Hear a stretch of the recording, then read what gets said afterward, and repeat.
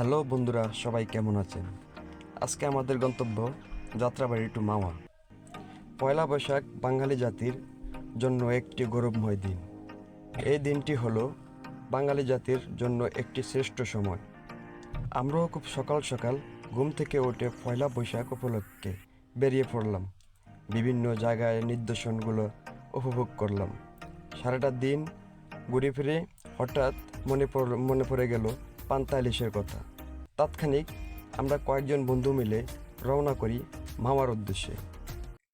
পান্তা ইলিশ খাওয়ার জন্য পয়লা বৈশাখ উপলক্ষে যেতে যেতে রাস্তার দুধারে কি সুন্দর মেঠো পথ বয়ে গেছে।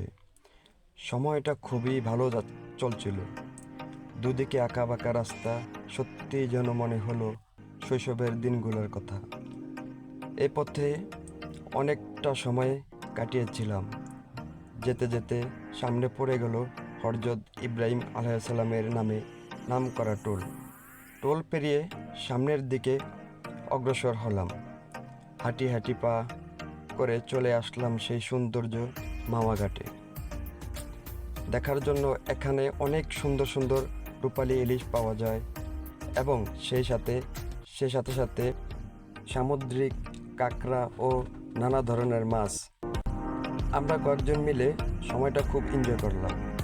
তারপর সবাই মিলে সুন্দর নিদর্শনগুলা দেখলাম। সুজলা সুফলা আমাদের এই বাংলাদেশ, সুন্দর প্রকৃতি নিয়ে একটি মাওয়া ঘাট। এখানে দক্ষিণ অঞ্চলের বেশিরভাগ মানুষ এই মাওয়া ঘাট দিয়ে আসা যাওয়া করে এবং তাদের গন্তব্যস্থানে পৌঁছায়।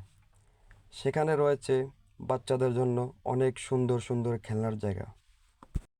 আমরা যখন নদীর ধারে গিয়ে দাঁড়াই, নদীর তীরের শু শব্দটা যেন হৃদয় ছুঁয়ে যায়। অনেক সুন্দর সুন্দর নিদর্শন রয়েছে। তারই ভিতরে রয়েছে মাটির হাঁড়ির বিখ্যাত চা। আমরা সেটা উপভোগ করলাম। আমরা বন্ধুরা মিলে সে বিখ্যাত চাটা শেষ করে গন্তব্যস্থানে ফিরে আরও অনেক সুন্দর সুন্দর নিদর্শনগুলো আমরা দেখতে পারলাম। সময় স্বল্পতার কারণে আশা করি আপনারা এখানে আসবেন, ঘুরবেন, দেখবেন। একটা মজার ব্যাপার কি জানেন?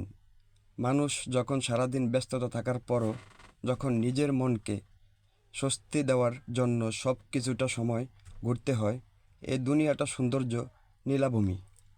মানুষ বাঁচেই বা কয়দিন? এই ক্ষণিকের সময় জীবনকে উপভোগ করার জন্য এবং দুনিয়াকে চেনার জন্য মানুষ ঘুরতে হবে, জানতে হবে